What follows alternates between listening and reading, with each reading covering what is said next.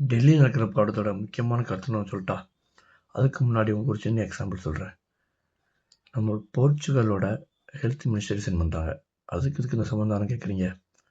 எதுக்காக ரிசைன் பண்ணாங்க தெரியுமா? இங்கேருந்து டூரிஸ்டாக போகிற ஒரு இந்திய பெண்மணி, வயசு 34 இருக்கும். அவங்களுக்கு மகப்பேறு பார்க்கறதுக்காக ஒரு ஹாஸ்பிட்டல் அட்மிட் பண்ணுறாங்க. அங்கே ஃபெசிலிட்டி இல்லாதனால அடுத்த ஹாஸ்பிட்டல் ஷிஃப்ட் பண்ணுற கேப்பில் அவங்க இறந்து போகிறாங்க. அவங்க அதோட சிட்டிசன் கூட கிடையாது, அவங்க இந்திய சிட்டிசன் தான். ஆனால் அதுக்காக அவரோட ஹெல்த் மினிஸ்டர் ரிசைன் பண்ணுறாரு.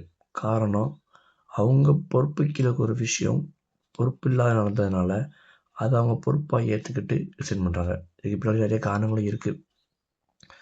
ஆனால் இங்கே 93 ஸ்டூடெண்ட்ஸ் நீட்டோட ப்ரெஷர்னாலையும் அதில் ஏற்பட்ட முறைகேடுனாலையும் இறந்து போயிருக்காங்க.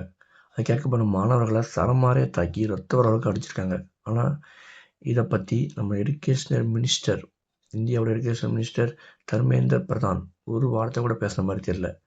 இதை பிஜேபி கவர்மெண்ட் கேட்டாங்களா கூட தெரியல. ஸோ இது இப்படி விட்டால் நம்ம எந்த சிஸ்டத்தில் இருக்கவங்களோட வாழ்க்கை எப்படி போயிட்டுருக்குன்னு உங்களுக்கு தெரியும். எப்படி சொல்கிறது, உங்களுக்கு மக்கள் மேல் நலன் இருக்க மாதிரி தெரியல. இப்போது நீட் எக்ஸாம் எழுத போகிறவங்களும் எவ்வளோ செக் பண்ணுறாங்க. இன்னர் வேறு தவிர மற்ற எல்லா இடங்களையும் செக் பண்ணுறாங்க. பேப்பரை இந்த அளவுக்கு ப்ராப்பராக சேஃப்டியாக மெயின்டைன் பண்ணணும். இது லீக் ஆன மாதிரி தெரியல. இப்படிலாம் நிறைய விஷயங்கள் இருக்குது. பிஜேபி கவர்மெண்ட் இதை கேட்காதக்காண்டியும் நிறைய விஷயங்கள் இருக்குது. நம்ம இதையும் இப்போவும் இதை கேட்காம விட்டோம் அப்படின்னா நம்மளோட சிஸ்டம் எந்த அளவுக்கு ஆயிரும்.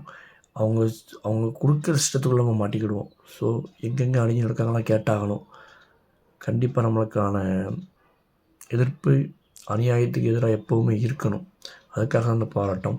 நம்மளும் கலந்துப்போம், அவங்க கூட உறுதியாக நிற்போம், சப்போர்ட் பண்ணுவோம்.